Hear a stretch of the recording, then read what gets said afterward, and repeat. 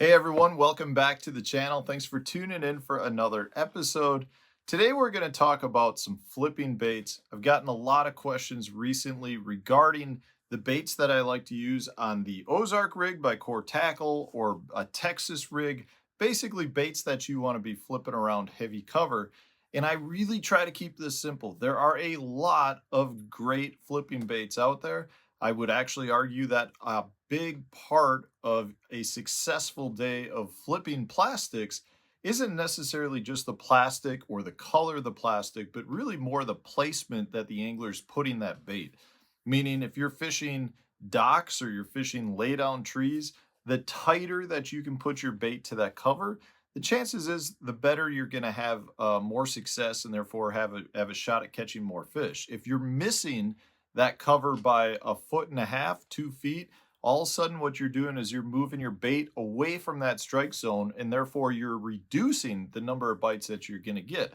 So the first part to having a successful day on the water flipping plastics around is really about your presentation and how well you're putting that bait where you think the fish are, and therefore putting it in the strike zone. So that's the first and most important part.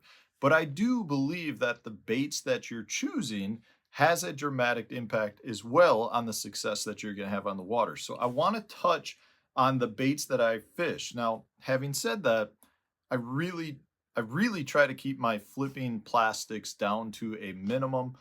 I've got 5 baits here, and these are the majority of the baits that I throw, uh, the majority of the time, right? So, I mean, I don't try to mix it up too much for a couple of reasons. One, every company out there has soft plastic baits that are very, very good for flipping.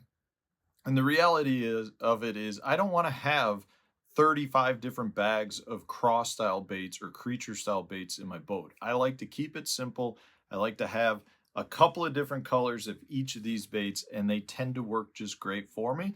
Now, having said that, I try lots and lots of different plastics, and sometimes I find some that replace one of these, but at this point, these are the ones that I'm throwing. So I want to walk you through each of these, where and when I like to use them, and give you a little bit of background on how I find them to be successful. Now, again, this is really just what works for me. I'm not saying other baits out there won't work for you. In fact, I would like to know in the comment section, let me know what baits do work for you, because if it's one I haven't tried, I'll probably go out and try it, and maybe in another couple months it might be one of my go-to baits. But these are the ones. Now, let's just start with kind of what I consider just a really good all around bait. This right here is the Berkley Power Bait Pit Boss. This is a top seller on Tackle Warehouse. I'll put the links for all of these baits to Tackle Warehouse. If you want to support the channel, you can use those links to make your purchase. But this is a top seller at Tackle Warehouse. It has been for years. Like, that is how good it is, how proven of a bait it is. And what I find for me is that this is just a great all around soft plastic flipping bait. It works great in grass, works great on rocks, in wood, pretty much everywhere you throw it, it tends to work. Now, one of the things that I love so much about it is that it's kind of got that wider bodied profile, as you can see, and then it's still got some flapper legs. Now, the cool thing is, because it's that wider profile, you get some good gliding motion. You get a little bit different fall, a little bit of an irregular fall, but you still get some kicking legs that will draw some attention to it, let the fish know that the bait's falling by it. But they're not overwhelming kicking legs. So, as a whole, this is one of my best all around flipping baits. Now, it's got a little bit of everything in it, but there are times when I don't want any kicker legs. So, for instance, when that happens, that's when I go to more of a traditional beaver style bait. This is the Power Bait Max Scent Creature Hog. If you watch my channel on a regular basis, you know how much I love this bait. The key here is you get much more natural movement that mimics more of your bluegills or your crayfish. You don't have big flapper legs. You really don't have a whole lot of movement there. Now, for me, where this really shines is in a little bit clear water application. So by clear water, I'm talking about more than 2 foot of visibility. I think having natural movement is more important than having those kicker legs that are going to let the fish know the bait's there. I almost want this bait to glide by and create a little bit more of a surprise attack, which generates reaction strike out of those fish. So under clear water applications, I tend to prefer a bait that is much more like a beaver style bait. And that's when I go with the creature hog.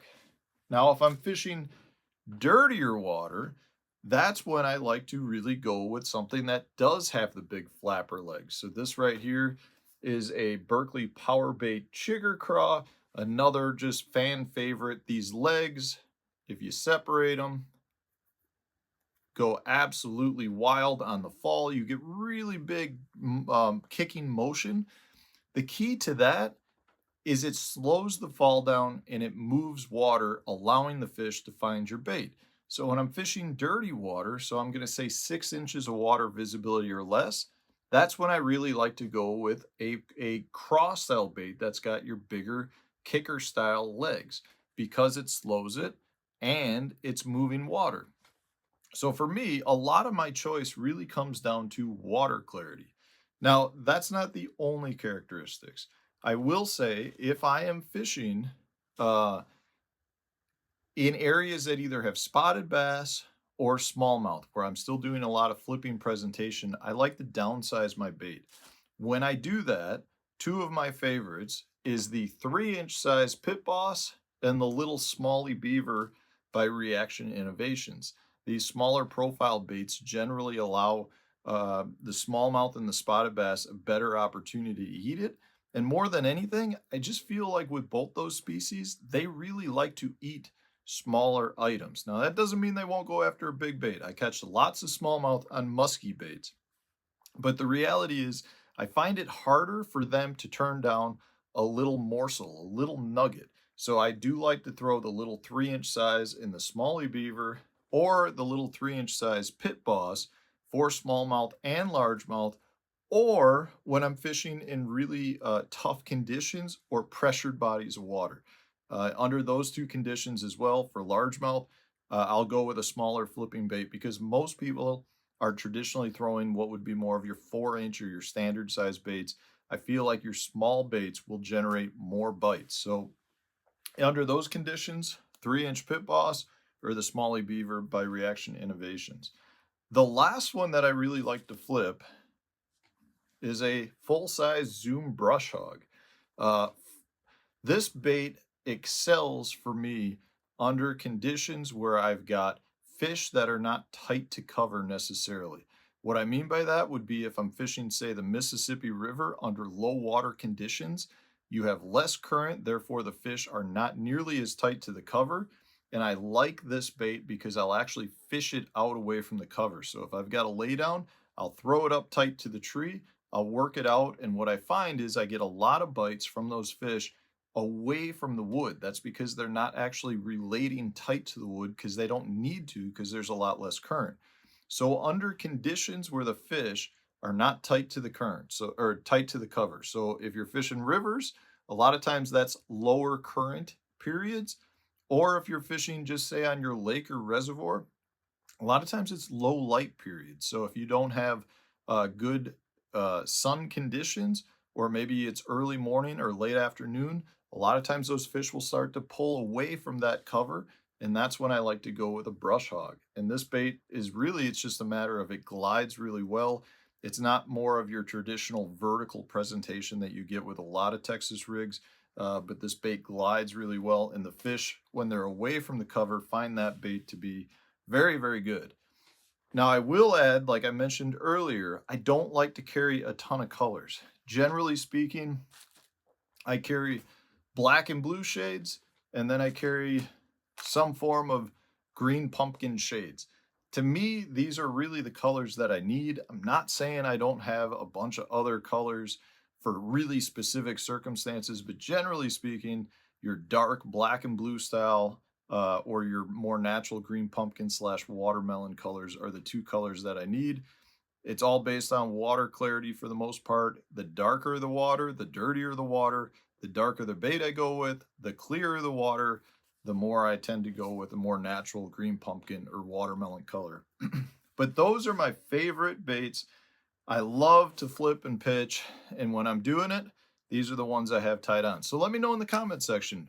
Are there ones out there that you think I need to try that I'll be adding to my arsenal potentially in the future? If so, put it in the comment section. I'd love to see what you guys are using.